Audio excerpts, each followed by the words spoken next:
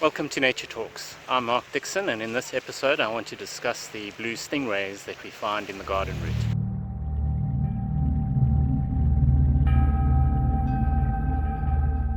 I first encountered blue stingrays in the garden route in the Neisner estuary, but I've also been fortunate enough to have dived with them in shallow bays and coves along the shoreline.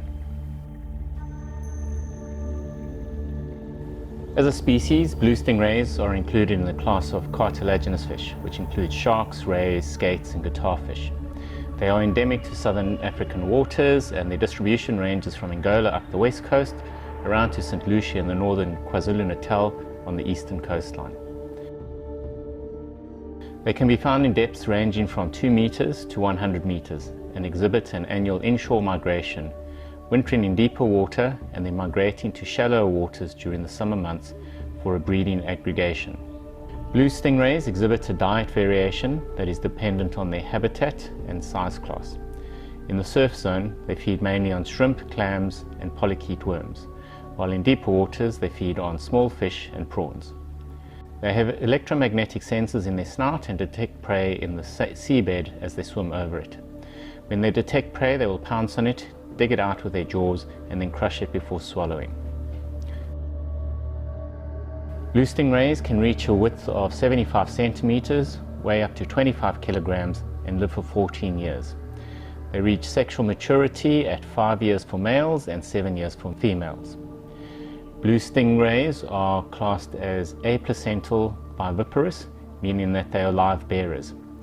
Taking 9 months to develop before birth, the developing embryo is initially sustained by an egg yolk, which is then supplemented in later development by a histotroph produced in the nutrients.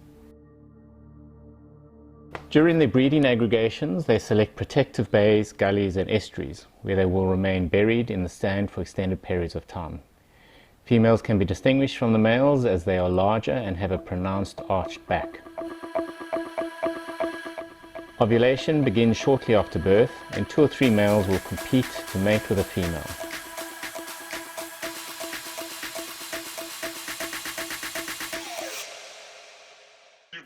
During this period, males are actively swimming around in search of receptive females.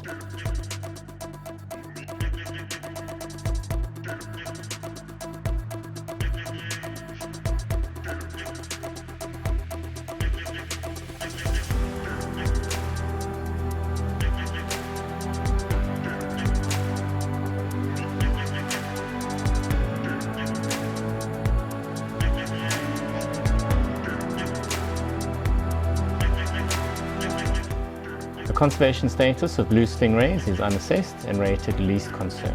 However, catch reports along the east coast do suggest a trend of declining catches for recreational anglers.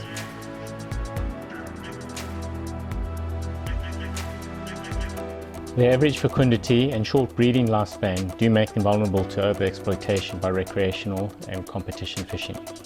In addition, their breeding aggregation in popular fishing gullies and bays makes them vulnerable to ghost fishing and can present a risk to the sustainability of regional populations.